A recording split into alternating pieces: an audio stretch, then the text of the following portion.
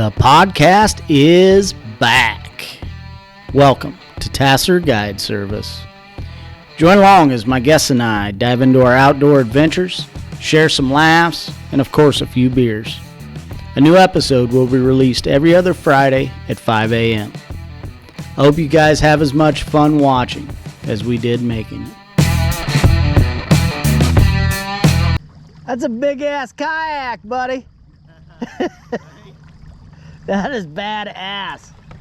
A little step up over the Hobie. I got you. Good right there? Yeah. I'm kind of new to this. How do you like the tiller? I like it, except for right now. Yeah. I'm getting used to it. This is awesome, buddy. Yeah, it's I've been out like 3 or 4 times a week. Yeah, I bet. Welcome aboard. How you been, bud? Good. Yeah. Well, I didn't catch any fish yet, if you were wondering. Hell, it wouldn't be a trip with me if we had. Well, good thing I'm not paying you. Yeah. Man, it was tough this year. It was freaking rough. Well, there was like a month-and-a-half stretch where I'd go out, I'd catch 3, then I caught 5, then I caught 7, then I caught 3. Wow. And then they just shut off. Huh. I went from catching 200 pounds of fish a night to not even getting a bite. Jeez. I've been doing good on the white bass out here, but I've seen that. You've been stacking them up. I don't know about today. That's all right. It's kind of cooler, but Yeah. I mean, it isn't that much cooler. I mean, this weekend is supposed to be 80s, Yeah. high 80s. Yeah, I got some shad too. Awesome. Yeah, picked up some shad earlier. I mean, I didn't know how you want to do this. You just want to just chill and record and talk? Or... We'll just fish, and whatever we catch, we catch. Whatever we talk, we talk. Yeah. I just want to talk about the boat, talk about BFF now that Grandy's in Colorado. Yeah. Throws a wrenches and things, doesn't it? So yeah, I just want to hang out, Cool. fish. Yeah. Yeah, I've been picking up a ton of white bass, and I'll throw out some cut bait on a bobber, and that gets hit fairly often. Yeah. I pick up a few catfish here and there. Heck yeah. Took the girls to a private pond, what was it, Sunday night, and run some jugs and then just fished with cut bait. And That sounds fun. yeah, we caught 6 or 7 channel cats, so we're gonna have a fish fry tomorrow night, or Nice. Thursday night. Nice. I kept my first channel in a while, and man, it was delicious. Why haven't I done this more? Right. Well, I brought you a 9-pack. Cool. It was on sale. Cool. My favorite. Hell yeah. Thank you, sir. There's like a little cooler in there too if you want to throw it sweet. in there. Yeah, I thought I brought my cooler with me, but in the rush of not. Oh, man. All day I was like, I gotta get this job done, I was off a whole 15 minutes early. Yeah, I was actually staying late at work for like an hour. Yeah? Oh man, hopefully I can get out of here soon. Is everything good? Yeah, everything's pretty good. Hell yeah. How about yourself? Oh, not bad. Not bad. Other than the flathead, and that kind of got me in a slump a little bit, but you know, they're pretty much gone to bed now. It's crazy. It's almost October. I know. It doesn't even seem like it. Like the summer just disappeared. Yeah, cheers. Cheers, buddy. But no, when I started this channel in December, my only thoughts were wait until June, wait until June, wait until June. Then June rolled around, the flat earth like, Well, is it because of like the lack of rain or what? I think around the area that I fish and guide, we had a substantial die-off because of the low water.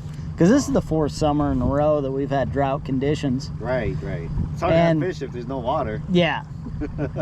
And I'm worried, you know, it's lower now than it has been in the past, you know, my area anyway. I know this way south, they're getting some water because they're shifting it around manually. You know, they're running it down for the hydro lake down there. Yep. So you're still getting at least a little current here, but up there, there's no movement of water, zero. Like there's a scum on top of the water that's just nasty. Last week there was like a little sign of hope, but then the rest of this week is like dry. Yeah, yeah. We get overcast skies in the morning and nothing comes from it. So yeah, I don't know what I'm gonna do next year for guide trips. I don't know if I'll run a flathead trip next year. I'm not into stealing people's money. Right. You know what I mean? If I don't think I can realistically get you on a 30+ pound fish, then I'm not gonna take you out. So what's the alternative? Like channels or work more? Oh, yeah? No, because most people that get a trip from me, I'm kind of in the flathead group, you know what I mean? Yeah. Through Spencer, and he's kind of glorified the flathead. But you know, I'd gladly pull for some channel cats, or you know, go do a crappie trip or a perch trip, or I've got a pretty good smallmouth area that I can get on. And I'd definitely do that, but I wouldn't charge the same rates that a flathead trip would be. Right. You know, because it's not that exclusive or that much work.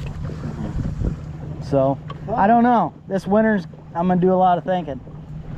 But you going to do any ice trips this year? I'm going to try to. I've got 2 that are tentative, but we haven't set a date, of course, because we don't know.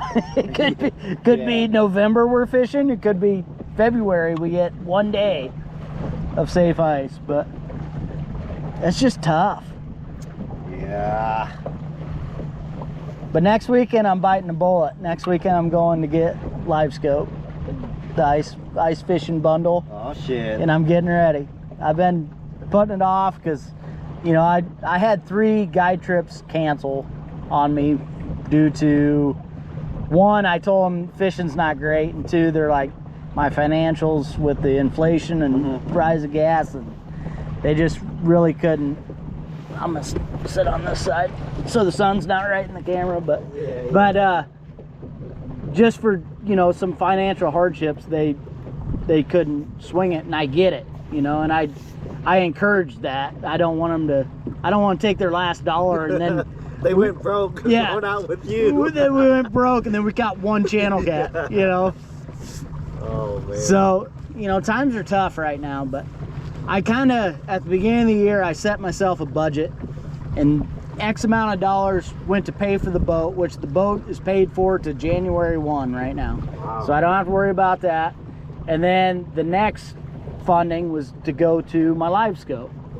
Well, through a few minor repairs that I had to do, and then the cancellation of the trips, I didn't have live scope money. Okay.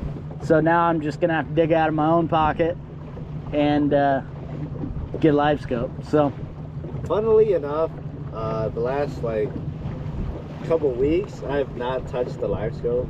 But you've kind of got them dialed. Yeah. Did you use the live scope to kind of get it dialed in? At first I did, but then like I never had a boat before, so I didn't really use my electronics that much. I had a Garmin on my kayak, but it's different. Yeah, it's different. But now in the boat, I started using side scan more, and I started picking up on, okay, there's a group that looks like something. Yeah, let's go check it out. A spot lock, cast it up, boom, white bass, one after another.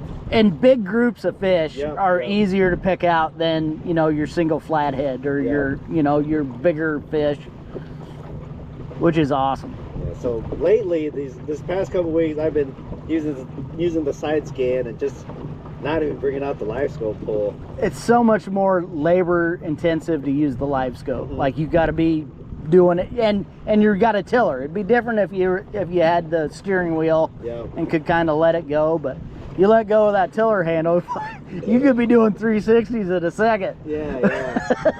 But I mean, I feel like the side scan is more efficient because, well, the live scope, you're kind of just looking at a narrow beam. A cone. Yeah. A cone, yeah. This, I can, you know, go 5-6 miles per hour over a spot. Like, oh, there's some stuff on the right. Now I'm going to slow down and, where you wouldn't have even saw it. Yeah.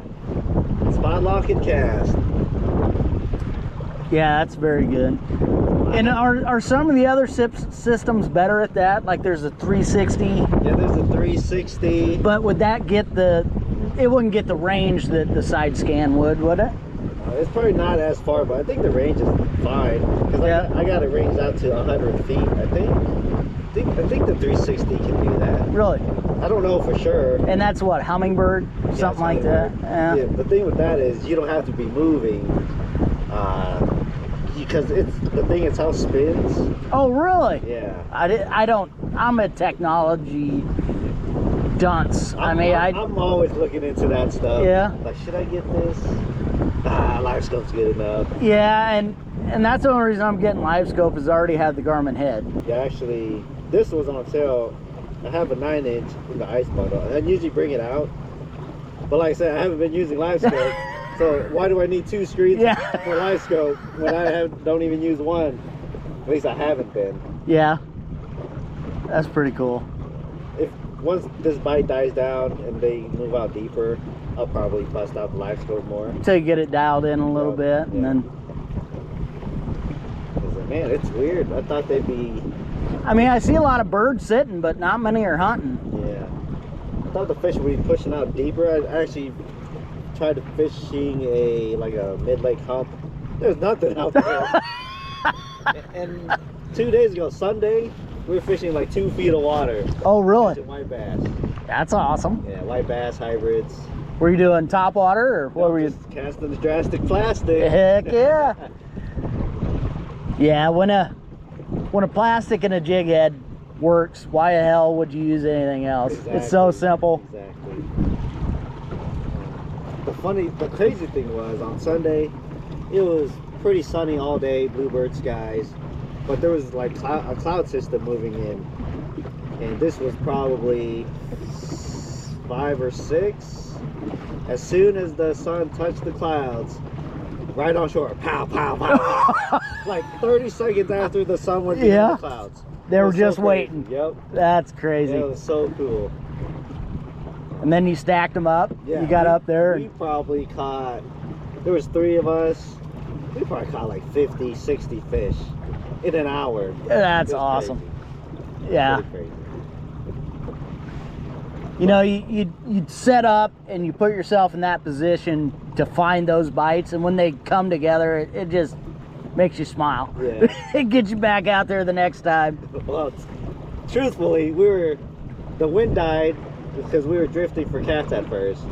Because there was a decent wind earlier in the day. The wind totally turned off. Like zero miles per hour. We were like spinning in circles. So, okay, maybe we should start trolling, because I never trolled in the boat for catfish yet. We did that for half an hour, caught 1 fish, then those clouds moved in. Pow, pow, pow. All right, we're not trolling for cats. Squirrel moment, yeah. We're going to get them. Yeah. Hell yes. Pretty cool. So what's your setup for the podcast on the boat? Is it in that bag? No, this is it. It's all yeah, this everyone that I've done in on location is what I call it. Okay. Is just my GoPro 9. I just kind of try to stay close enough that the audio works. Yeah. And you know, most people that I've talked to and asked questions about, they don't watch it. They just kind of listen to it, and then if you got a little video behind it, then at least I can put it on YouTube then. Right.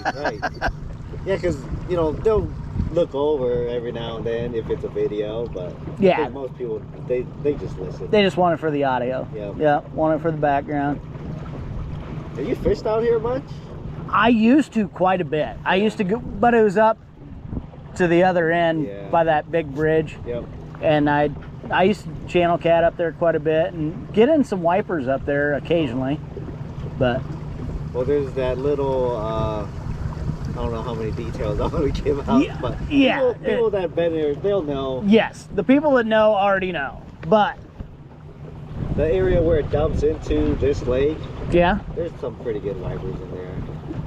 I mean, I don't know if you ever take the boat up that way. That far? Would you go that far in the boat?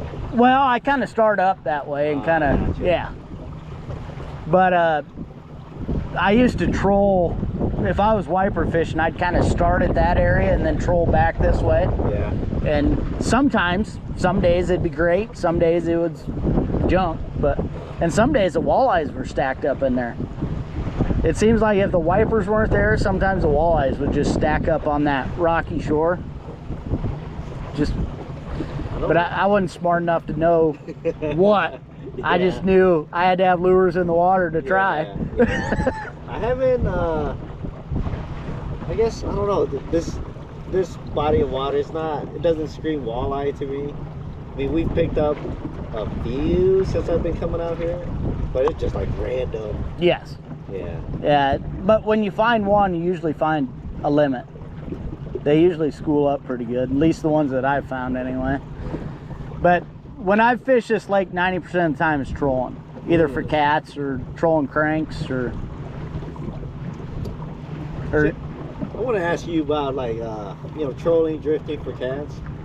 Because, I mean, I've dabbled into it with, like, the kayak. Yeah. Totally so much fun. Game. But it's so much fun. So much fun. Yeah. But do you need planer boards? I feel like it'd be easier. Not easier, but the shallower the water and the more pressure is when the planer boards shine. If you have deep water and not a bunch of pleasure boaters around, then they don't seem to make as big of a difference. Okay. But if you're in either a high fished area or a place with a lot of pleasure boaters, the further out you can get them, that's the one that's going to get hit at least 70% of the time. Okay. Because, like I said, you know, we were drifting and trolling the other day, but I don't have it down to a science like the white bass. I'm kind of just like, well, there's no one around here, just cast some rods out the side and let the wind take me. Yeah. Is there any certain things you're looking for, like the channel or structure? Well, it depends on the time of year. Right now, like you said, they're probably going to start moving out deeper.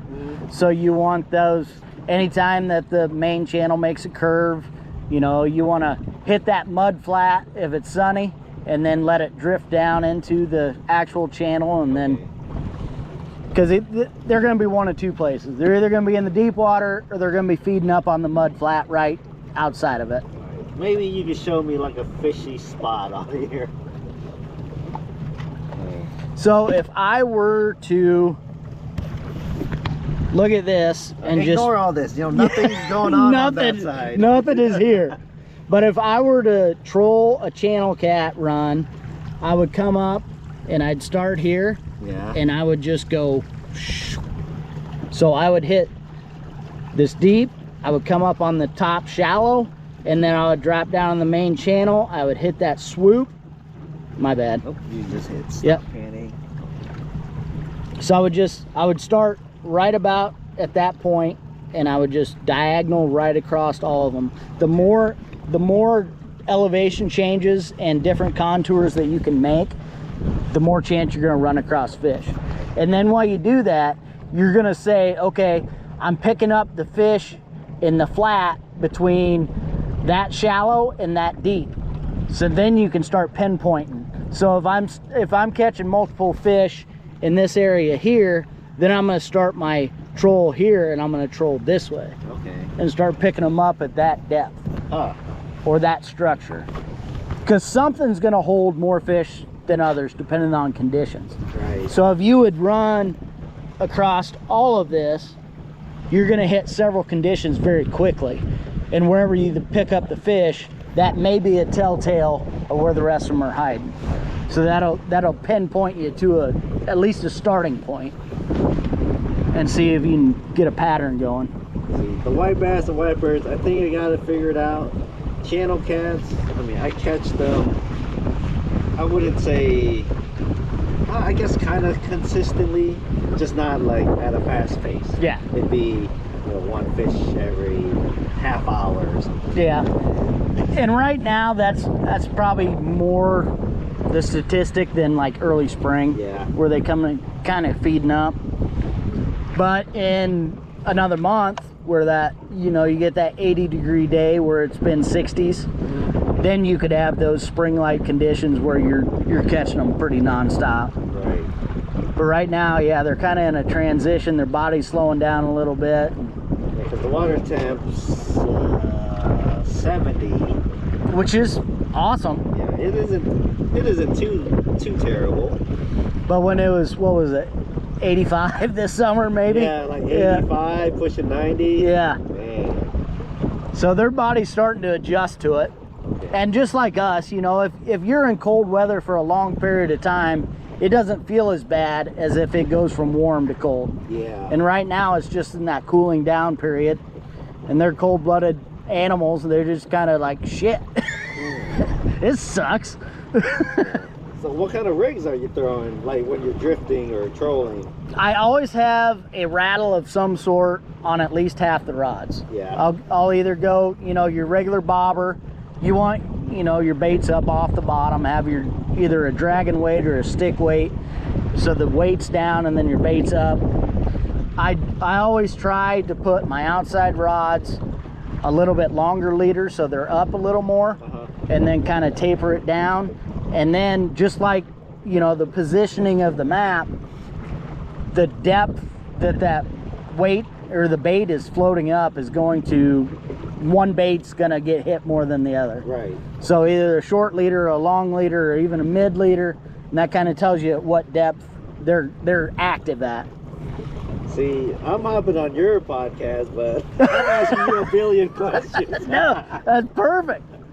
But that's what I found, especially, you know, channel cat around in this area, this body of water, act a lot like blues in the southern reservoirs, where once you get them dialed in, you could have tremendous days. Like you could have days where folklore, they tell stories of you. Yeah, nobody believes you. Oh, that was me. Oh. Yeah. Because I actually tried something new today. Because I got out here about a little over an hour ago. Yeah. I was like, okay, I'm gonna do something different. I got an hour to kill. I'm gonna do an uncut fishing video. You know, you guys will see everything, all the good, bad, everything but fish. Yeah. But it turns out I don't think people want to watch an hour-long skunk video. So that ain't happening. That's not gonna happen. Well, my last video I put out, I went on 2 flathead trips, one with my trapping partner and his son, one with Spencer, both at the same location. So it was 2 nights of fishing. We caught 1 4-pound flathead. That is rough. Yeah. And then me and Spencer 2 days, or actually the next night, went to a different spot, kayaked in, and it was a shitty kayak stretch because, I mean, 90% of it was rocks, probably about that big, and then it was too shallow to float over them, so you're walking over those moving rocks, and it sucked. Man. And then we got down there and didn't get a single bite. Jeez. And then I had to be at work at 7 the next morning, so I was up at 3:30, walked my kayak the 2 miles back to the boat ramp, and then went home. You are a machine, dude. I don't know how you do it. Well, I've always been driven. I've told this stories many times. I've had like different segments of my life where I've been passionate about certain things, and right now it's fishing. So everything in my heart just goes to fishing. So if I need to put it in, I'll just put it in. Yeah. It's funny, my buddy Chin, he's kind of the same way. He says everything that he gets into, he just goes full bore, all in. And everything else just kind of fades away. There's nothing else except for that one thing. Yep. Right now for him, it's fishing. That's awesome. Yeah. He's been doing pretty good. He's been learning a lot. He's kind of a newbie. But he's come a long way. He's come a long way. I'm proud of him. Does he fish by himself, or does he just mainly fish with you? Or? He's been going out by himself. Awesome. You know, that's how you learn. Yeah, I mean, truthfully, you can go out with the best fishermen and have success and not know a goddamn thing. Yeah. But when you start figuring it out yourself, that's when you have something that you can take with you. Yeah, he'll text me like, yeah, I went out, I'm taking home 6 fish. Like, oh man, look at this guy. Bluegill fishing, huh? Heck yes. He's a good dude. Yeah, but he's kind of like you, just all into whatever he's into. Yeah. I just wish I had the time to do more. You know what I mean? And not only for the fishing aspect, just the learning aspect. You know, that, like you said, there's a cool down of water temperature.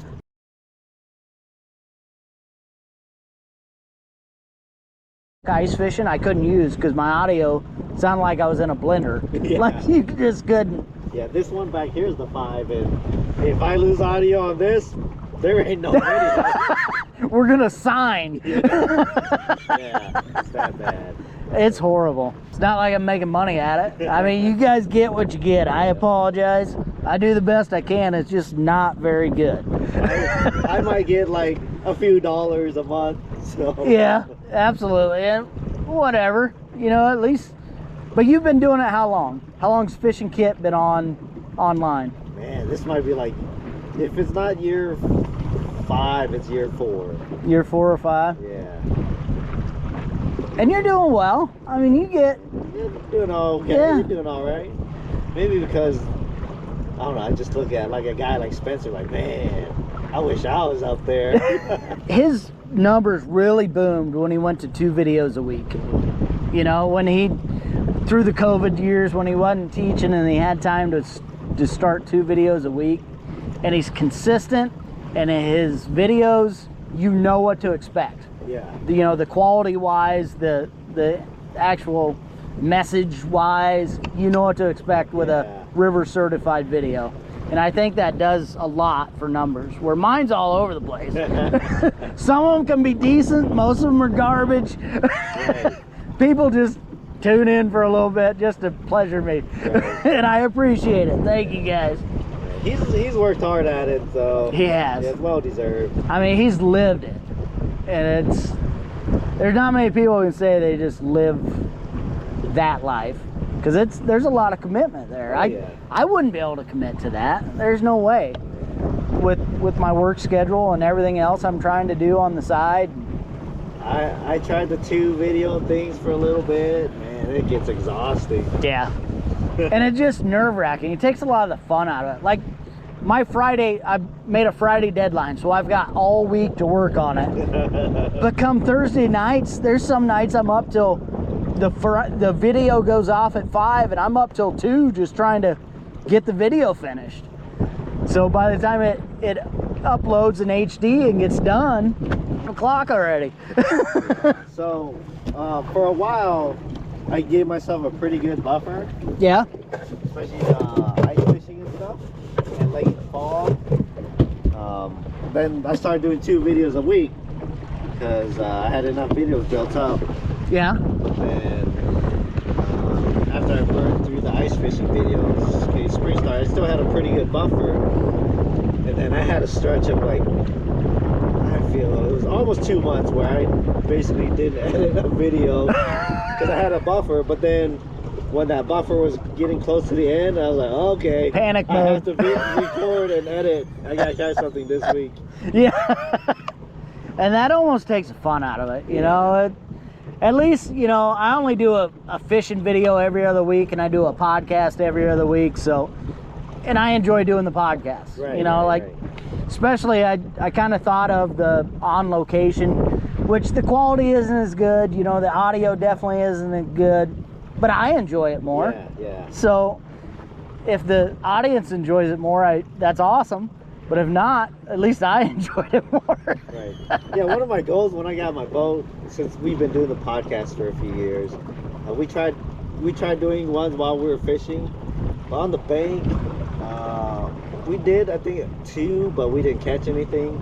Yeah. And then after you put out your video, Yeah. I was like, all right, you know, I've been wanting to do this. Like, Grandy's in town, and like we got to record at least 1 podcast on the boat. Heck yeah. And we made it happen, and we caught fish. Nice. So hopefully we do that today. That's awesome.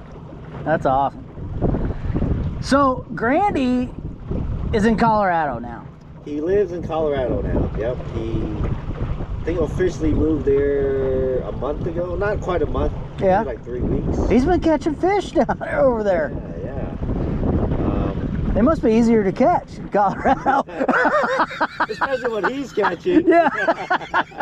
They must be pet fish over there. Oh man, fishing out of a Lake Louise pond. It's funny because over there, the fishing, the landscape, the fishing is totally different. Yeah. They don't have much bodies of water that they can drive half an hour to and fish. Yeah. At least that's what he says, and that's what his brother-in-laws. He always talks about his brother-in-laws. But they're all cool. I've met them all. But he's got quite a bit of family over there. Yeah, Is that kind of the draw that took him out of Iowa? And... His wife's family's all over there. Okay. So her parents, they're getting up there. They just want to be closer to her side. Okay. Because they've been in Iowa for like the past 15 years. So, and it's just time. Yeah, it's just time to go back for the kids and stuff. And if you're going to go, Colorado's not a bad place to go. Yeah. Everything I've seen about it's been pretty neat. Yeah. I mean, I don't know what their flathead population is. But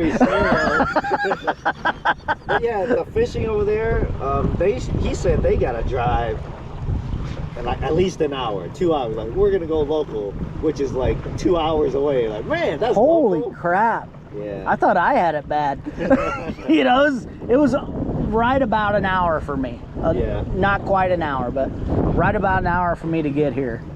And this is a good fishery, but like you said, it can be so tough. Yeah. We're coming up on that spot you were talking about. Maybe we could throw a couple lines out and drift with the wind. Yeah. And then try to figure out which way we could face. We could just use the wind to push us down the river, right? Yeah. Down the lake. When are you gonna get trolling rod holders in here, buddy? Let's go. Let's Scotties. I'm not a true catfisher. Because when you get a blue cat, those Scotties snap. Yeah. And then your $170 rig just goes in the water. Yeah. I guess it's just weird for me to be on a boat without rod holders everywhere. Because, I'm a cat fisherman. So, you got rod holders for drifting. You got rod holders for bank fishing. You got rod holders for everything. I was actually trying to look at getting some, what are those? I mean, I don't know, there's like different brands that make them, like the multi-bar. Multi-bars are awesome. I was trying to think, like, where would I put that on here? Me personally, I don't want to drill into the boat, like anywhere. Yeah, anywhere. No. Can we scotch tape it on there? But I was thinking, I got those mounts. I wonder if I could mount it to that. Absolutely, yeah. And then just run it off the rail. They do have rail mounts that you can put on. And see, that's probably the way I would go. And then you can just remove them that quick. Yep. Yeah, because if I'm not catfishing or anything, I just take them They're out of the way. Yep. Yeah. Probably next year. Yeah. I can't believe it's almost October, man. So you had the boat for what, 3 weeks, 4 weeks? Just over a month. Just over a month? I've been fishing out of it for just about a month. I got the boat, and then I didn't. Then you had to rig it. Yeah, I had to rig it, get it registered and all that. That was about a week or so. How long did you wait for the boat? Like, you went and you picked out, this is what I want. So I went to the dealer in April of this year. Yeah, it started with the 2023 17.5 foot boat. I kind of knew I wanted a tiller, the competitor. So this is a Alumacraft competitor. I was looking at, a tiller. I'm a fisherman, so I'm like, okay, tiller, that's a fisherman's boat. That's what a fisherman would get. And so, anyways, it's a super long story, and I'll cut it short. Basically, I had a jump up to a 18.5 footer. People always say, if you go bigger, you always appreciate the extra space anyway. Yeah. Oh, absolutely. Especially on waters like this. Yeah. So the 2023s were all spoken for. They say if I upgraded to a bigger boat, I could get a 2023. I said, okay, let's do that. And then... Oh, you're talking thousands more. Wait a minute. Yeah, it wasn't a crazy amount more. Yeah. I wanted the all vinyl, and then they were like, oh, well, that's going to take a little bit longer. A couple production delays later. Okay, it's going to be a 2024 model now. Oh, okay, that's fine. Yeah. A couple more production delays. Next thing you know, it's August. Oh, hey, your boat's here. And yeah, so it went from April, picked up the boat, last half of August. Started fishing in September. Yeah, started fishing, I think, that last week of August. And then I've been going out like 3-4 times every week. How could you not? Yeah. That's awesome. It's funny because my dealer I was talking to, because he was saying getting the boat that late in the year, I probably wouldn't need an oil change. You don't know me. He's like, but looking at you, if I think I know, what type of boating guy you are, I feel like you'll use up 30 hours by the end of the year. Yeah. Well, yeah, I'm pretty sure. So did you go through the break in and you have to, putt it and then get on it and putt it and get on it? So you just got to jump through the different rev ranges for, 2 hours. I think the first 2 hours are the most important, and then you're supposed to do it up to 10 hours. But those first 2 hours, it seems to be like the point that he was really hitting home. Yeah. And the thing is, though, when I first started trying to get it out on plane, I go up the revs, go higher and higher, and then my revs would jump up, the boat would slow down, and it feels like my prop was basically out of the water. Yeah. And like you're a neutral of some sort. Or neutral is like, or it felt like it had the motor out of the water and the propeller was just spinning in the air. Turns out my prop was too small, and I'm like, how does that even happen? You knew which size of boat and size of motor I was getting. Yeah, it's like, have they not? Is that the only one you had? I mean. Right. So I dicked around with that for like 2 days. Okay, I'm like Googling it, watching videos, how to get your boat on plane. And everyone's just like, put a big cooler on front. Yeah, we even had like 2 buddies up there, same thing. Jump up in revs, boat would slow down. Huh. I'm either doing something wrong or something else. That's crazy.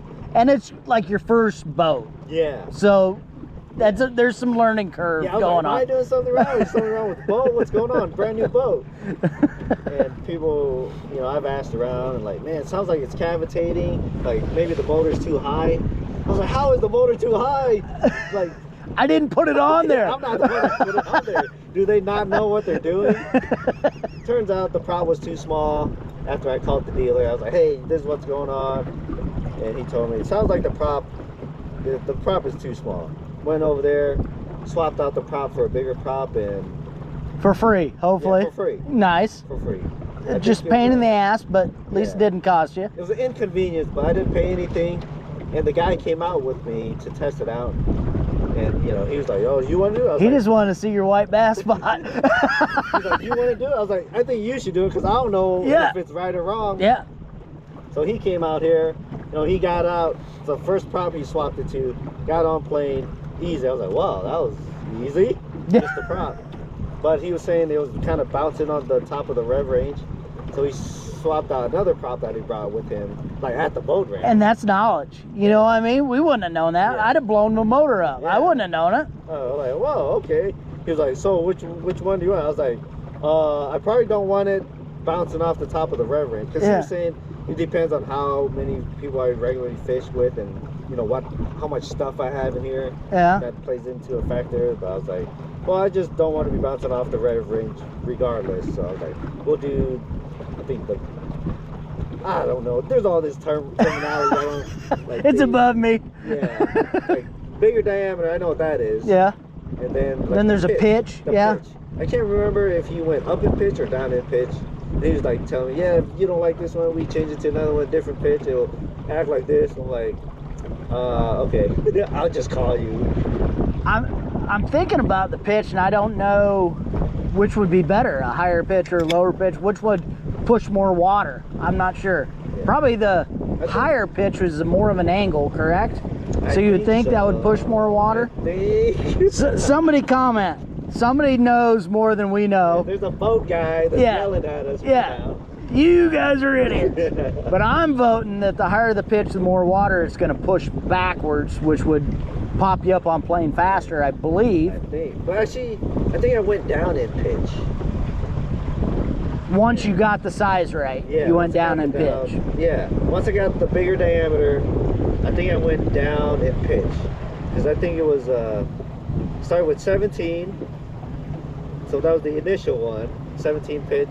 And it planed right out, ran fine. Well, that was the one that it came with. Oh, That's okay. The one that wasn't working. Okay. Smaller diameter. Then he put a bigger diameter, same pitch of 17, I think. And then he was saying that it was bouncing off the rev range. So maybe he was pushing too much water and making the motor work too hard. Yeah. But I bet it was fast. Right. And then, so the third one they put on there was had the 15 pitch, whatever that means. But same diameter as the second. Same diameter as the second one. So now you still get up on plane. You don't have to worry about blowing up your motor. Yep. And Case solved. right. So No. it's been good ever since. And That's awesome. My left arm's been getting worked out. There's no power steering on this. Well, as long as you're drinking beer with the right, you're good. Yeah. Yeah. So, I mean, it was, it was scary for me at first getting out. Like, like I'm clenching up. Like, man, it's kind of scary. Now it's like, okay, this ain't even that fast. Yeah, it's not bad. And but mine's in 4 inches of water a lot. Yeah, and I that's still, a little more sketchy. There's logs here, there's logs there. You're sliding it sideways to try to get there. But I push it when I'm alone, just so when I have clients in the boat, I'm more comfortable with it. Because I'm still learning as well. Right. And luckily, I've never beached it. I've never hit anything too hardcore to cause damage or anything. But I'm still learning. Luckily, I haven't yet either as a newbie. I haven't hit anything. I haven't, banged up the prop on like rocks or anything like that. Which reservoirs are nice for that. Yeah. Now we're in what? Almost 18 foot of water. Yep. If you hit something now, it's Loch Ness. Yeah. I might have a couple scratches on there already, but well, nothing too bad. It's just learning curves. Yeah. Okay. So, what's the future of BFF now that Grandy's in Colorado? So, Grandy lives in Colorado, but he didn't sell his house. Did not. He did not sell his house. Is he thinking his wife's gonna kick him out, or? No, he's gonna rent out his house. Oh, nice. So yeah. I guess that gives him an excuse to come here once a month to check up on things. Maybe do a little fishing, do possibly a little housekeeping. Podcast. Yeah, maybe a podcast. Yeah. That's cool. So, I mean, worst case scenario, we can hop online. And you do it online quite a bit. You used to quite a bit. Yeah. But I'm not a big fan of those. I like being in person. I agree. It's a better experience. It's fun. You can't feel the vibe online, really. Yeah. It's kind of like, And you're based on a lot of different conditions out of your control. You know, like the internet connections or. So, me and Spencer tried that, the first 3 podcasts, and none of them ever got on air because they were horrible. Yeah. Like they were garbage audio. Oh no, you wanna just cast a couple lines out, let it drift, pick up a catfish or 2, hopefully. Might as well. I mean, you got shad. Yeah, I do got shad. Everything loves shad. You have shad. I got a catfish and carp rod just waiting to be used. Yeah. I got a couple medium heavies with Santee Cooper rigs on there. Yeah. I mean, that's typically the rig, right? Yes. Get my tip up just a tad. Let that circle hook work.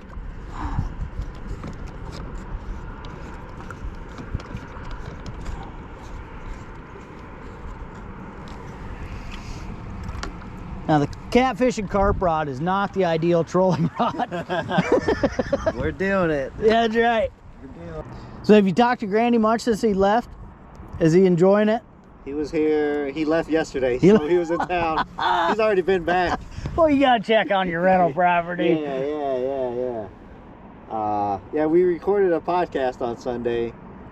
Caught 3 fish on it, so that was cool. That's nice. That's cool. And he'll be back in about a month or so. Maybe 3 weeks, not even a month. Yeah? Yeah. That's cool.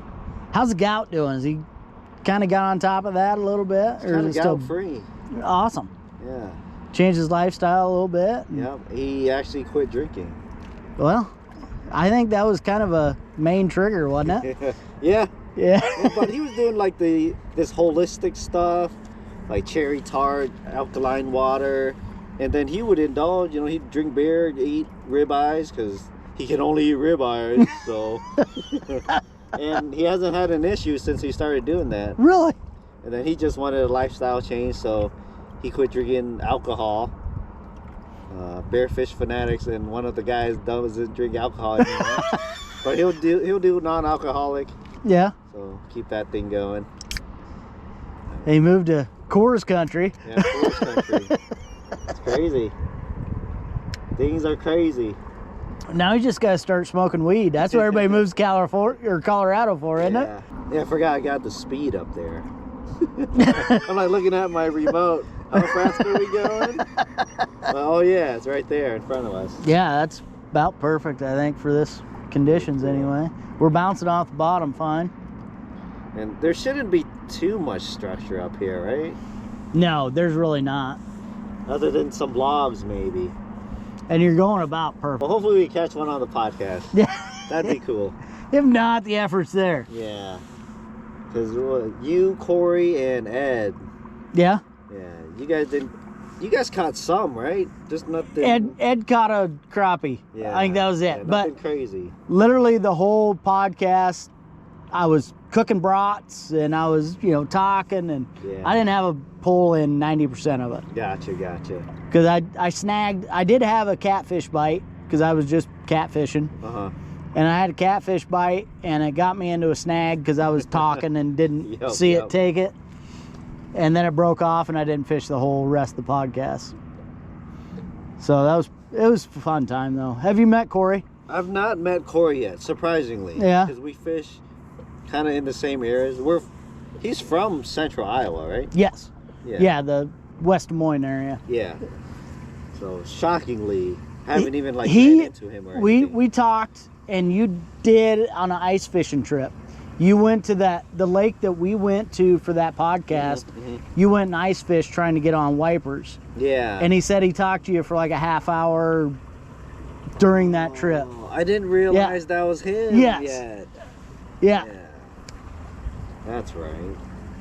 That's funny. Like, I met the guy, and then I started watching his videos. Like, I never met Corey yet. I guess I didn't put two and two together. It's so different unless somebody says, "Hey, I'm Fishing Kit from YouTube." Yeah. And the way I meet most of my fishing people is through fishing. So I kind of know who I'm gonna meet before I meet them. But if you would just meet me random, it's like, oh, I met a cool dude. Oh, that was Fishing Kit. Oh yeah. But I think the first time we met was a podcast or something. I think so. Or a fishing trip set up. Yeah, because I already had known Spencer for a little bit. Yeah, because he fished your area a lot more than I used to. Yeah, and while he's been doing the YouTube thing for a while, and he came down and did, I think he did like a seminar or something at Johnston Bait and Tackle. Yes. That's when I first met him. Yeah. And then I started doing the video thing. I was like, man, I want to be like this guy. I'll start doing videos too.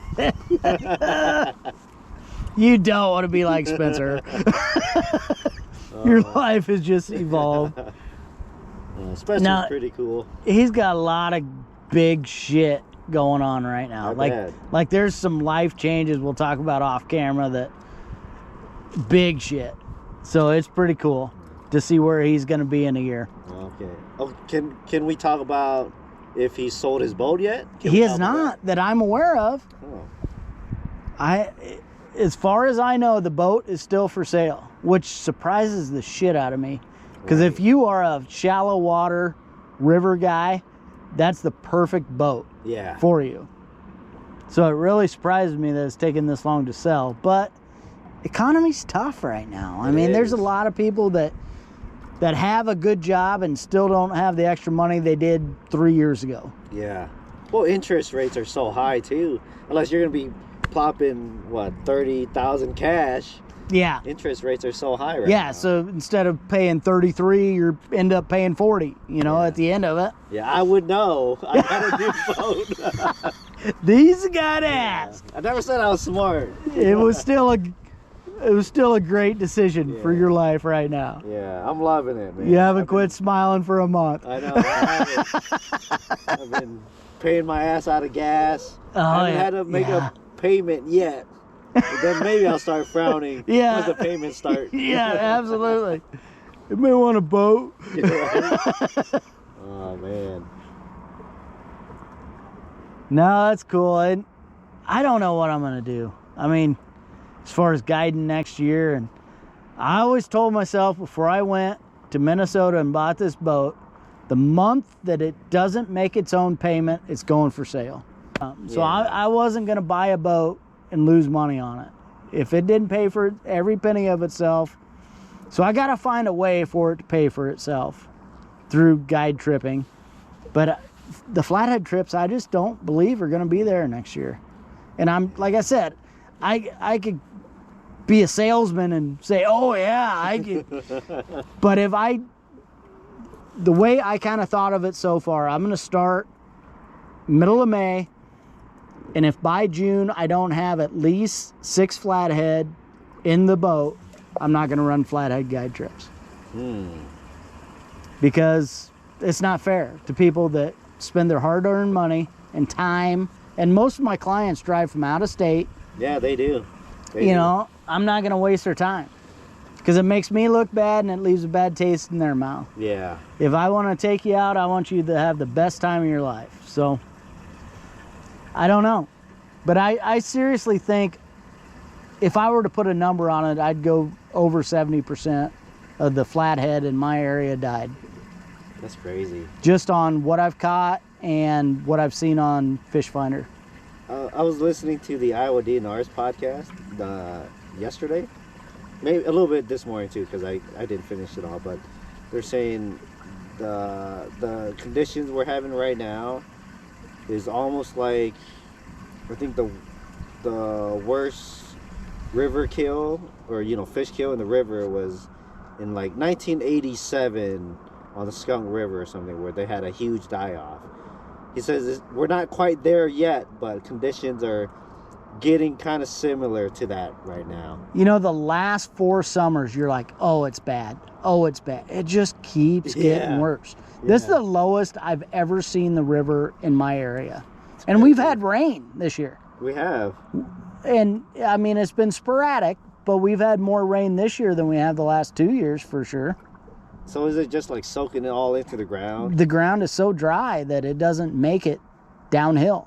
That's how rivers get fed, is water comes downhill until it hits the river, then it flows. Kind of like shit. Just rolls downhill. Yeah. And we're getting the shitty in. Well, hopefully things turn around for you, man. No, I'm going to have fun either way. Yeah. So if anybody wants to do a channel cat trip or a crappie trip or a perch trip or anything like that, the cost or the charge for those trips would be a lot less than a flathead trip. So if you want me to keep my boat, we'll just run some cheaper trips and more of them. Yeah. I mean, if that's what it takes, right? And there's something enjoyable about catching 25, 14-inch crappie too. And I've got spots like that. Or, you get the 12 to 14-inch perch. I've got a couple spots like that. Channel cat, if you put 30 in a boat during the day, that's a great time. Oh, heck yeah. And those are the spots I'm going to take you, but it's not going to cost you the $600 that a flathead trip did. Comparable to your ice fishing trips, like rate-wise? Ice fishing trips, I really haven't set a rate. So I didn't have live scope, which this winter I'm going to. Last year I did jump in and bought some nice shacks. Those are big carp. And I have nice tackle and nice gear. Jurassic Plastics hooks me up with plastics. So I've got the best of the best. It's just, I don't feel that an ice fishing trip is as deserving of the $600 as a flathead trip. Yeah. It's easier to do. It's Iowa. It's not like I'm taking you to the prime spots of South Dakota. It's not Mille Lacs or Devil's Lake. Yes, exactly. Stuff like that. So, the cost of the trips are going to be warranted to the results that I expect. If you want me to go out and try to put you on a 40-pounder, it's going to cost you $600. If you want to go out and have fun, I haven't set rates yet. for next year or this winter, but you'll get more than your money's worth. That's for sure. Yeah. But ice fishing is a lot of work. It is. You know, it's I mean, a ton of work. Because like my ice fishing trips last year, I got there an hour before, did a little pre-fishing, set the whole camp up. You know, I had 2 different ice shacks set up. I pre-drilled all the holes. I got everything going. I had, you know, the grill ready. We cooked lunch. So it is still a lot of work. So with ice fishing, are you like really passionate about it, or is it just fishing for you? I would rather go somewhere that I had a chance to catch an 80-pound fish, truthfully. When I grew up, I wrestled all winter. Like, I had no time to do anything else but wrestle. Once I got done with wrestling and out of coaching, I needed something to fill my time. And I love the outdoors. I love fishing. So ice fishing is what filled that void. Because, you know, November, early December, I trap quite a bit just to help out the local populations and the farmers in the area. So I thin out some animals that way. But once it freezes, trapping's pretty much done. It's a lot of work. It's a lot of hard work. So then I switch over to ice fishing because I'm not a guy that can sit at home and do nothing. Yeah, I think I'm kind of like the same. I mean, I enjoy ice fishing. Don't get me wrong. I do too. Some people, you know, they prefer ice fishing over regular fishing. I've got several buddies like that. They can't wait. Like, man, I can't wait till everything freezes. I've got a pair of buddies that have like 8 ice fish trips already booked for this winter. Like that, they could care less about summer fishing. Yeah. It's like, I mean, it's fine. It's fishing still, but now that I got a boat, I'd rather do this. It's easier. Yes, there's a lot less setup. Yeah, for sure. Until something breaks. yeah. When you get a new boat, hopefully nothing's breaking too often. Yes, exactly right. To me, it's kind of like catfishing because you're kind of laid back. A lot more bonding between the people that are fishing. You communicate. You sit back. You drink beer. It's not like walleye fishing where you're casting. You know, you're concentrated on feeling that bottom. Yeah. You know, it's more of a laid back atmosphere to me anyway. And that's probably why there's other people that catch a lot more fish than I do. But don't get me wrong. There's in an ice shack in the middle of January. That's where I'm going to be. You know, if I got a spare moment. Did you ever get into catfish through the ice yet? I've caught a few, but I've never had a trip that I stacked them up. I want to get on a wiper through the ice. That's one thing I've really never. And just the image in my mind, you know, the muscle memory of feeling a wiper hitting a big rod. Yeah. And I want to feel it hit a ice rod and just scream. For one, I need to upgrade to better reels for wipers, I think. Because I've got decent, you know, panfish reels and stuff, but do they rip the drag like they do in open water? They do, but you can basically get away with crappie reels for ice fishing wipers. Because I got 500 size, 1,000. Like my biggest is 1,000 size reel. Nothing crazy. You know, you'd probably put that on ultralight. I think a lot of people do. Yeah, for a crappie rig. In open water. But just you don't need anything crazy for the wipers. Okay. I might know a guy. That's why I'm bringing it up, because I know you are the guy. If anybody in Central Iowa knows wipers through the ice, it's Kit. Yeah, I've caught a few.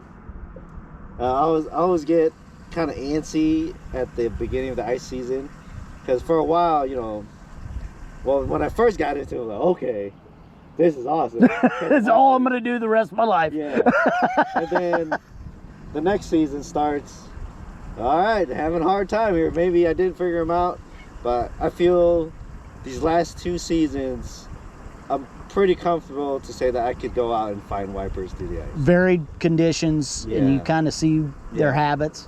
Yep. They just move silken much. They do. It's just crazy. You just got to find those fishy spots that they're going to move into. So they may not be there, but you kind of ambush them because they're coming. Kind of just wait. Yeah. And open water, you kind of try to go to them. Well, you're more mobile. Yeah. You know, you're not drilling. How does live scope come into that equation? Does it help? I think it does. Well, one, I'm looking for those fishy spots. Okay, like there might be a channel over here. There's like a point. It's kind of steep. I won't necessarily look for the fish there. I mean, if I see them there, like, okay, I'm fishing there. That's a good place to start. Yeah. I'll you know, I'll definitely fish it if I see them there. But even if they're not there yet, like, this looks fishy. They're coming. So I'm just gonna set up and wait, give it half an hour, and at least the last few places I've been doing that at, they'd show up at some point. Yeah. You might be too drunk to catch them at that point. Right. But, so, on your fish finder, how long have you had the ice bundle? The ice bundle, this is probably going to be my 3rd season with it. So do you save like waypoints, like we knocked them dead on this spot? How many waypoints do you have on your Garmin? Actually, the funny thing is, I've had a Lowrance before. Yeah. When I got my first kayak, put a Lowrance on there, it had GPS. I love Lowrance. They're awesome freaking fish finders. I've had those same waypoints from like 10 years ago still. Can you transfer them? You can export them into a file. No shit. And then you take whatever next fish finder you had. So I went from a 4-inch Lowrance, then I went to a 5-inch. So I transferred those GPS coordinates. Then from there I got the Garmin, exported those into a file, put them into my Garmin. That was a 7-inch. Then I went up to a 9-inch, saved those, transferred them over. Basically, I just kept transferring them over. So I've got like... So you go to a lake and it looks like it's got chicken pox. Yeah. There's just marks everywhere. Yeah, so I can't put a number on how many. But a lot. But a lot. And they've been saved up over the years over every fish finder that I've had. That's awesome. And I also imported the ones from the DNR website. They got waypoints for structure and stuff. Yeah. I imported those into my very first 4-inch Lowrance. That's awesome. I've carried them over ever since then, so I probably got thousands. So do you have a marked like ice fishing spot or spring wiper spot, or do you know the difference? No. Because a fishy spot is a fishy spot. Yeah, but I can look at it and like, okay, this probably wouldn't be in the middle of summer that I would mark a fish that I'm catching here. Yeah. I kind of have an idea, but you can always open up the waypoint, gives you the date, time. Oh, okay. Yeah. I'm so illiterate on technology, it's ridiculous. I'm kind of a geek when it comes to electronics and stuff. Well, when I get my ice bundle, you're the first guy I'm calling. We're gonna go play around with it. Because what do you have now? You have the head units. Yes, right? I got a 993. Okay. So we wouldn't have to transfer any waypoints or anything. Ooh, excuse me.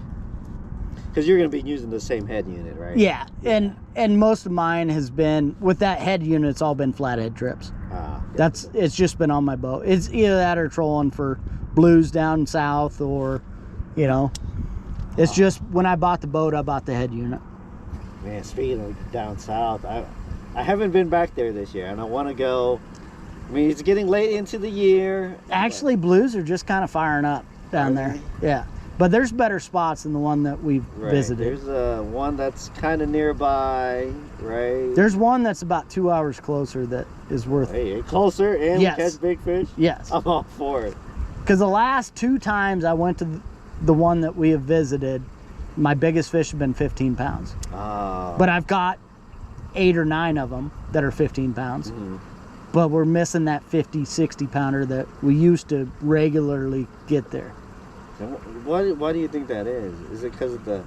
I think it's the pressure. Hurting? No, I think it's the pressure. The pressure. Because there's a lot of people who, through YouTube, have watched that, and a lot of people have mentioned that reservoir's name, and it went from almost being nobody there fishing to every time I've been there, there has been 50, 60 boats out.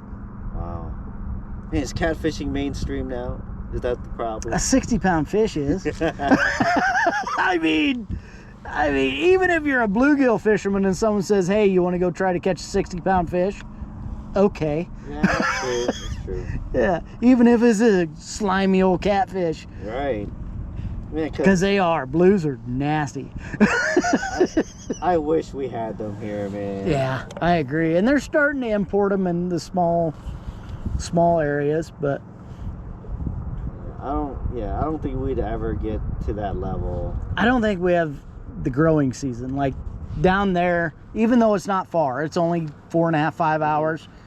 Just that growing season of an extra month of water temperature makes a big difference. Yeah, and then even even if that wasn't a factor, as far as our regulations and stuff, there's not really people can in wipe place. them out very quickly. There's nothing in place to protect a certain size of fish or anything like that, except for bass. They're more in for it for the anglers to utilize the resource. They're not about making a trophy class. Making a trophy class fishery or anything like that. Which that's what most people want. Most people aren't idiots like me that'll wait hours and hours on a chance to get one that's a trophy class fish. Yeah, they're catering to like the 90% of people that fish on the weekends and want to eat what they catch. Yep. Versus guys like us, we're out on the water. Yeah. I don't know, at least half our time. If I have an opening moment, that's at least where my thought process goes to. Yeah. But it would be cool to have a blue cat fishery like, half an hour from us.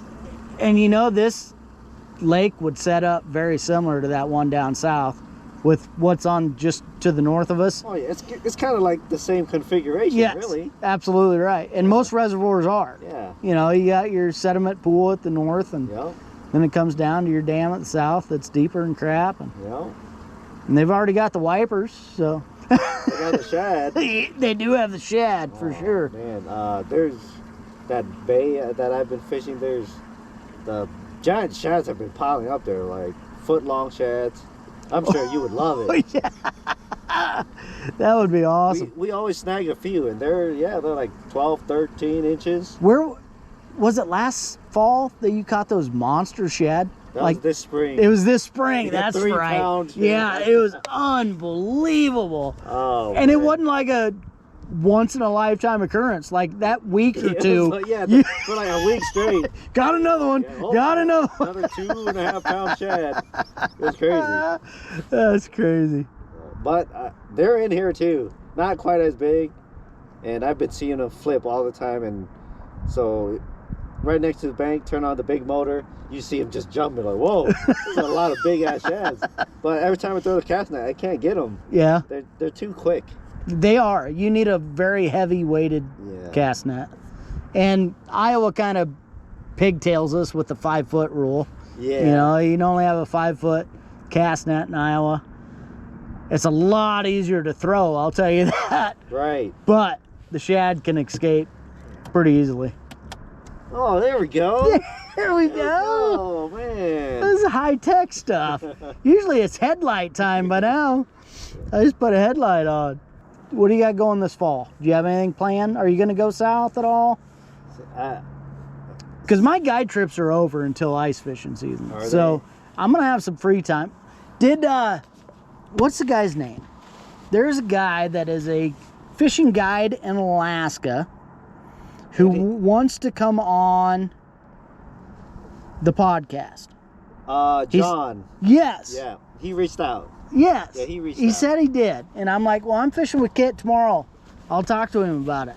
And I forget what area he lives in, but it's about 3 or 4 hours from here. But it's in Iowa. Yeah, this is like southeast Iowa, Illinois area. Yeah. So he's got another guy who has a podcast or something. And he wants to kind of do a weekend fish so we need to find a time that maybe just go down there and just hang out. And It's Alex Nagy. Yeah. He runs the Twisted Cat tournament series. Yes. And Spencer fishes with him in tournaments with Alex. He's fished a couple tournaments with him. Huh. Man, it's crazy. Yeah. This social media fishing thing is like, it is. It connects you with people that you really wouldn't otherwise connect with. No. And I've fished so many more spots throughout the nation than I never would have. Yeah. like going down to Texoma. We got a guide down there that we hang out with when we go down there, and it's a fun time. Yeah, because he was telling me, he guides in southeast Iowa, Illinois. I'm guessing that's like Mississippi River. Yeah. And then he guides up in Alaska. Yeah, he just got back like less than 2 weeks ago. Yeah, I was like, man, how do I hold a conversation with this guy? He's telling me all these crazy stories. Like, well, we just sit back, drink beer, and he just let him go. Like, well, the third time a grizzly tried to kill me. Here's what I got. There was a box elder bug on the front porch.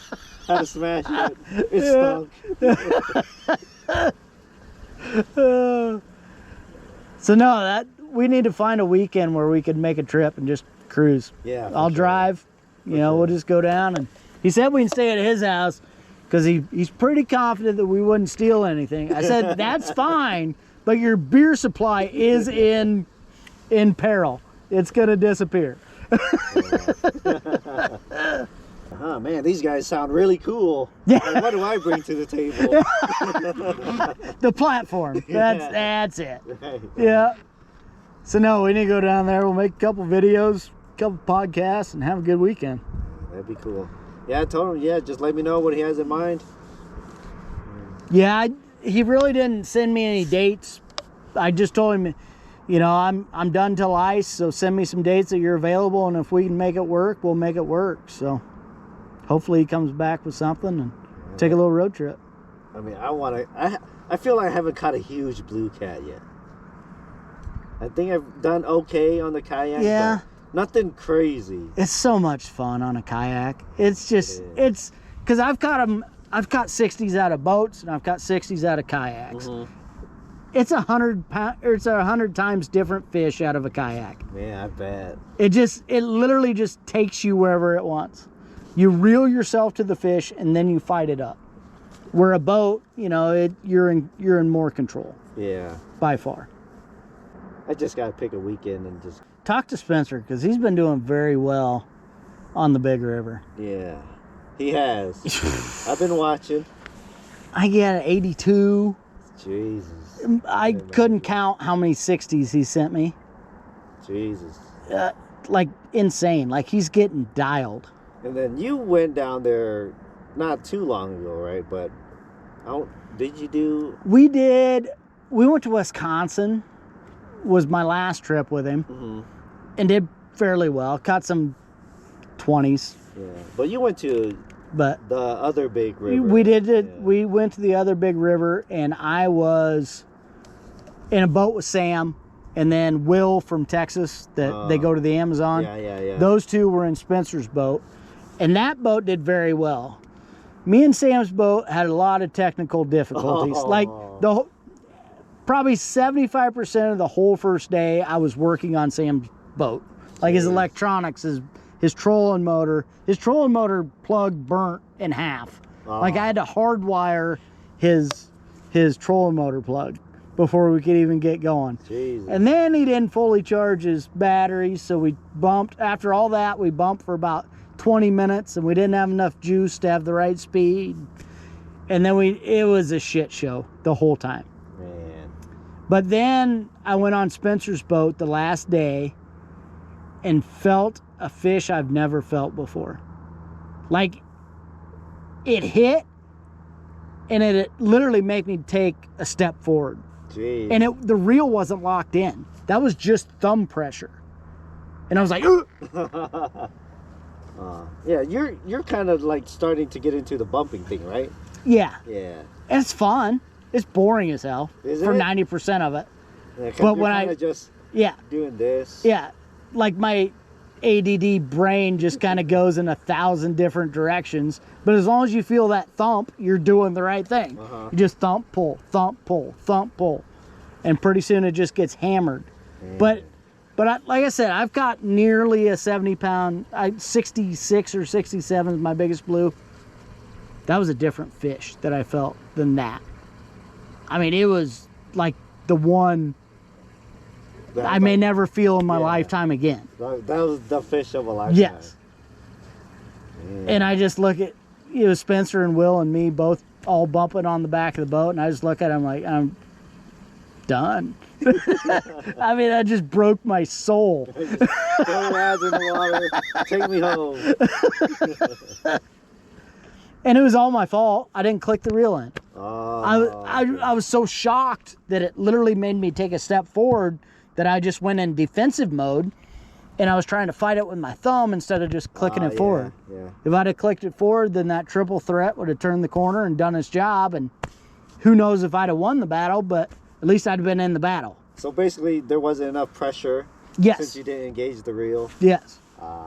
There was enough pressure for me to feel it because it was in heavy current. Yep. But it didn't allow that hook to turn the corner and get in the corner of the mouth.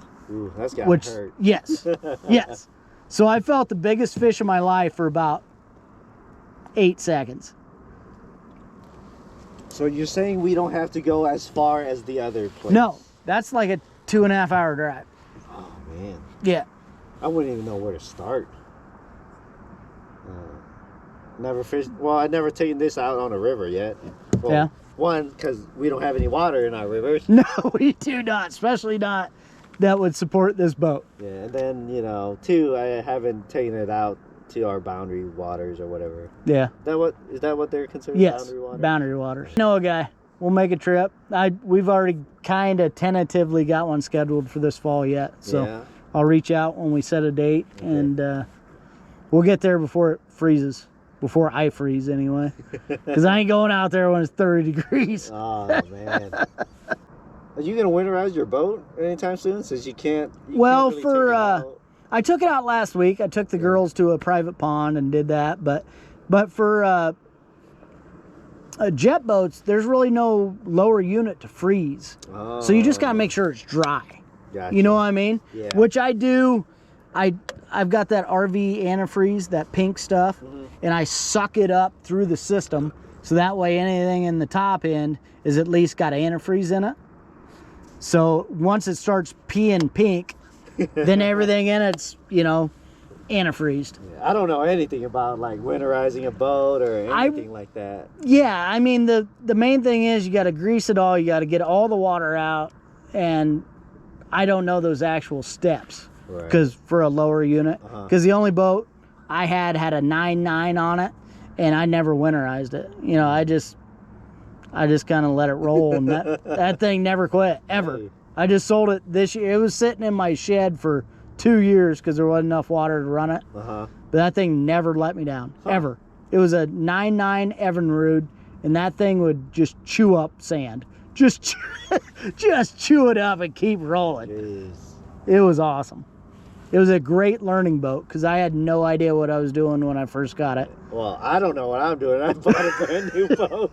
Well, stay in deep water. Yeah. It's easy to boat in deep water. Yeah. Just fish lakes. There's a lot of people that make good a living at just fishing lakes. Yeah. Man, no bites. Nothing. Yeah, I guess we weren't super serious about fishing today. No. We've definitely met our purpose. I've had a great time and some good conversations for sure. Yeah. I mean, let me know about the blue cat stuff. And yeah, when we get off here, I'm gonna text Spencer and see if we can't line something up. Cause I want to go out. Tentatively, I'm gonna fish a few tournaments with him next year. So I need to get better at bumping. Right. I need to, at least for confidence wise, I need to land a couple bigger fish. Because I don't do anything half-ass. So I'm not going to enter a tournament unless I have all the tools it takes to win that. My tools in bumping right now is at a C- level. Until it's at an A level, I'm not going to, because if I screw up a fish on a regular day, I'll be like, damn, If I screw up a fish and take money out of Spencer's pocket, I'm going to feel horrible. Yeah, you know what I mean? Pressure. Yes. There's more pressure on the line. Or yes. There's more at stake. And it's not even money out of my pocket because it was my fault. But if I flub it and take money out of somebody else's pocket because of my mistake, I'm not okay with that. It hurts more than it probably should. But so there's going to be some trips before then, but I plan on this winter going down south because Spencer's going to Alabama this winter. Yep. And fishing down there. So I'm going to go down there and hit some trips, and then hopefully a tournament this winter, and then next spring we're going to hit some tournaments together. I've thrown around the idea of doing like a channel cat tournament up here. They've got a good one at this lake. Yeah. But I've never fished a tournament except for one yellow bass bonanza. Yeah. And those are fun. Yeah, that's not even like it's not for real. Oranges. Yeah, it's not for real. Yeah, it's a drunk fest. It was usually like me and 14 other people that I graduated with. We all got together and we'd go up the week before, pre-fish, go back home, go to work, come back up. You know, it was just a ritual that I hate to see that it ever died because it was so much fun. Yeah, so I've been thinking about, you know, I might try a channel catfish tournament here in Central Iowa, or maybe doing like a veterans event or something like that. Yeah. We went down to I think it was Tennessee and did that veterans event last March. Mm-hmm. That was a good time. That was a fun time. Because I know we had one at Red Rock. Can I say Red Rock? Yeah. Yeah. I know they do one at like Red Rock. I don't know if they do one here. Maybe they do. I don't know. I think they do several throughout the state. Yeah. So I'm like even some of the less fished lakes, they do. I was thinking about getting into that. I think that'd be cool. Take some vets out. That would be. Now that you got an awesome boat, you know, just treat them to a day. Like we might not catch any catfish, but it's something. I'm gonna give you my best effort every single time. Yeah, and then it'd be a good learning experience. It's always because anything you do, especially events and stuff, there's so much to learn. Yes. Yep.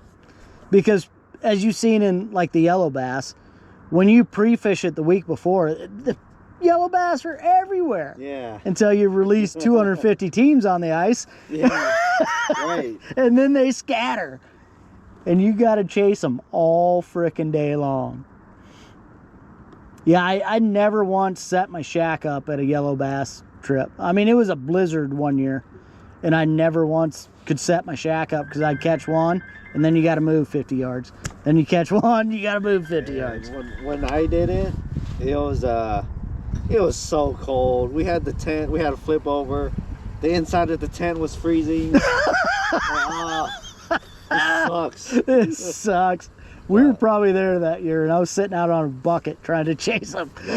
I cashed out. We cashed out because there was a prize for the smallest weight weighed in, got $250, and we're the team. I think we weighed in. I can't remember how many fish. I think we weighed in one fish, and it was the smallest weight weighed in, and we won $250. So my only tournament I ever did, I cashed out. So hell yes. I got that claim to fame. I'd keep that down a little bit. I retired. I got a pretty good ratio. Yeah, I think we did it 4 or 5 years, and of the 7 teams or whatever that always traveled with us, none of us ever won anything. I think me and my buddy I just always wanted to win that group. Yeah. I had to beat the other 6 teams. And I think we did 90% of the time. But I think the highest that we placed was like 13th. Out of 250 is awesome. Bad. That's good. Yeah, it's awesome. Good. But we didn't get anything for it. Other than the satisfaction, I can tell my twin brother he sucks. Yeah. That's funny. I forgot we had another team with us. I forgot how they did, but we got money. That's all that matters. That's right. You caught your limit. Ooh. Yeah, but we got $250. So. You threw every big fish you caught away. Yeah. You're like, no, I'm just keeping this one. Man, yeah, you could like strategize. Okay. Yeah, we're doing so bad, we might as well throw away all our biggest fish and keep the smallest. Keep that dink. Yeah. If it's 3 inches, I want it. Yeah. We're gonna win something. All right, Kit. I appreciate you having me on your new boat, buddy. It's awesome. Yeah, anytime, man. But it's clean. I've never been on a clean fishing boat in my life. It's funny because people tell me, you need to watch your boat. They don't fish for catfish. right. And I'm so glad I didn't get carpet because, yeah, you know, I'd say I'm a casual cat fisherman because I've got blood and guts in here. If I had carpet, man, I'd be anytime so you upset. use cut bait, it just, yeah, it's a mess. Yeah, I mean, I've had a few catfish in here. It's got some crusty slime over here, but earned. That's earned. If I had carpet, there'd be more slime. Yeah, so. And just impossible to get rid of.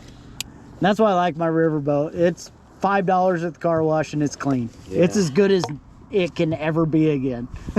Right. But no, I appreciate it. It's good catching up with you. It's been quite a while since we hung out. It has. I think probably the BFF podcast, probably the last time when I came down with you and Grandy. Was that a fire trucker? Yeah. Yeah. Then before that was probably ice fishing. So we kind of missed a whole. No, we did my son's birthday trip. Yeah, I ran into you guys, you and Spencer and your son. So yeah, we don't fish near enough. And we're only an hour away. Yeah. I mean, it's not like we're miles and miles away. Yeah. Well, we can change that. We need to. We need to. And I ain't ice fishing this year. I'm going to take it a little more serious, and because fur prices are in the garbage, so I'm not going to trap a whole lot. Yeah, if you want to get on a wiper, let me know. I'd love to. That's kind of my winter goal. I mean, I'm not going to go out of my way to reach it, but if I could reach that winter goal, I'll be happy. Yeah, you know, that'd be pretty cool. If we can't do it up here kind of closer to this area, we can go a little bit further south. Yeah. They got numbers. I wouldn't say the size is as consistent, but... Oh, it's got to be over 10 pounds. Hey, tell me. You gotta tell me where to go. Hell yeah. We'll make it happen. Yeah, the effort is all I need. You know, if I'm out chasing fish, I'm happy. So that's all that matters to me. But I want to thank you again. Thank you guys for listening.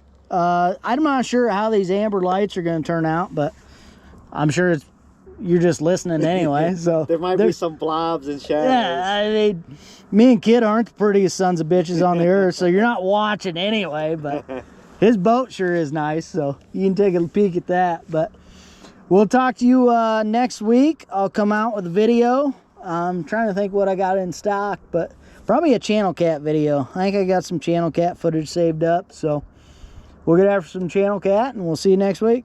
Have a good week, guys. All right, see ya.